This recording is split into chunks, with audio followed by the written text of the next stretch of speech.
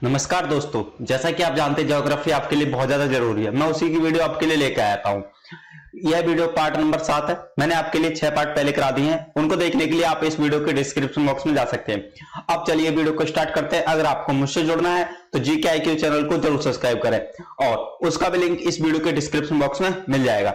सबसे पहला प्रश्न, और ऐसा भी प्रश्न वन लाइनर प्रश्न होते हैं। कौन से वन लाइनर प्रश्न होते हैं सभी ये, और यह सभी इंपोर्टेंट प्रश्न होते हैं जो कि आपकी परीक्षाओं में पूछे जा चुके हैं, पूछे जाने वाले हैं। पहला प्रश्न देखते हैं, अफ्रीका में असवान बांध किस नदी पर है? से उत्तर है नील नदी पर। आपका अफ्रीका में असवान बांध स्थित है। असवान बांध कौन सी नदी पर है? नील नदी पर। कहां पर है? अफ्रीका में। तो आपको हर प्रकार से याद रखना है क्वेश्चन, क्योंकि क्वेश्चन किसी भी तरीके से पूछा जा सकता है आपसे। अगला प्रश्न है, किस क्षेत्र को एशिया का निष्प्राण क्षेत्र कहा जाता है? से उत्तर है पामीर क्षेत्र को एशिया का निष्प्राण क्षेत्र कहा जाता है। अगला प्रश्न है, राजस्थान की इंदिरा गांधी नहर किस नदी से निकाली गई है? से उत्तर है सतलज ब्यास से। जो राजस्थान की इंदिरा गांधी नहर है, नदी है, वो सतलज ब्यास नदी से निकाली गई है। अगला प्रश्न कह रहा है, ये इंपोर्टेंट प्रश्न रहने वाला आपके लिए, टोंडा जनजाति कहां पाई जाती है? से उत्तर है नीलगिरी पहाड़ियों में टोंडा जनजाति पाई जाती है। अगला प्रश्न कह रहा है, भारतीय मानक समय IST ग्रीनविच के पूर्व के देशांतर का क्या समय है? तो 88.5 अंश ई का समय है भारतीय मानक समय का, ग्रीनविच के पूर्व के देशांतर का समय है। अगला प्रश्न है, भारत में तेंदुपत्ता का सर्वाधिक उत्पादन करने वाला राज्य कौन सा है? तो इसका से उत्तर मध्य प्रदेश। मध्य प्रदेश में सबसे ज्यादा तेंदुपत्ता का सबसे ज्यादा उत्पादन करने वाला राज्य है। अगला प्रश्न कह रहा है, राणा प्रताप सागर जल शक्ति केंद्र किस नदी पर है? से उत्तर है चंबल नदी पर राणा प्रताप सागर जल शक्ति केंद्र स्थित है। और यह इंपोर्टेंट प्रश्न रहने वाला आपके लिए, क्योंकि यह क्वेश्चन बहुत बार एग्जाम्स में पूछा गया है। अगला प्रश्न कह रहा है, अफ्रीका के उत्तमाशा अंतरीय केप ऑफ गुड होप की खोज किस नाविक ने की थी? तो इसका सही उत्तर है बार्थोलोम्यू डियाज ने उत्तमाशा अंतरीय की खोज की थी। यह अफ्रीका के रहने वाले थे। अगला प्रश्न कह रहा है, अंतरराष्ट्रीय तिथि रेखा का निर्धारण किस वर्ष में किया गया था? सही उत्तर है 1884 में अंतरराष्ट्रीय तिथि रेखा का निर्धारण किया गया था। अगला प्रश्न इंपोर्टेंट प्रश्न है आपके लिए, यह परीक्षा में पूछा ही जाना है। कौन सा देश पहले श्याम के नाम से जाना जाता था? से उत्तर है थाईलैंड को हम पहले श्याम के नाम से जानते थे।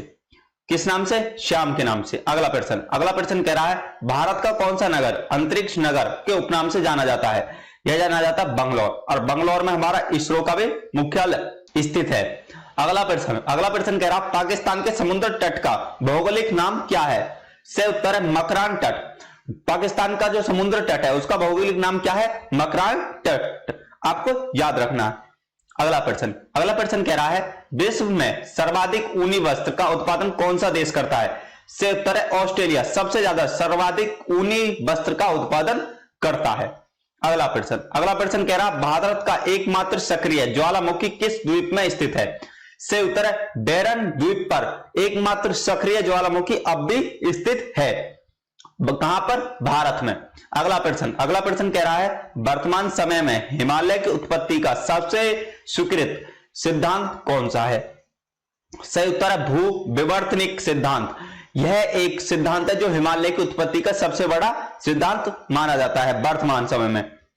अगला प्रश्न कह रहा है, लक्षद्वीप किस प्रकार के द्वीप है? से उत्तर है कोरल निर्मित प्रवाल द्वीप लक्षद्वीप है। अगला प्रश्न इंपोर्टेंट प्रश्न है आपके लिए, आंध्र प्रदेश का बंगपल्लम क्षेत्र किस लिए प्रसिद्ध है? तो हीरा के भंडार के लिए। जहां पर हमें हीरे के भंडार मिलते हैं, आंध्र प्रदेश का बंगमपल्ले क्षेत्र इसलिए प्रसिद्ध है। अगला प्रश्न कह रहा, भारत के रत्न एवं आभूषण का सबसे बड़ा आयातक देश कौन सा है? से उत्तर है अमेरिका।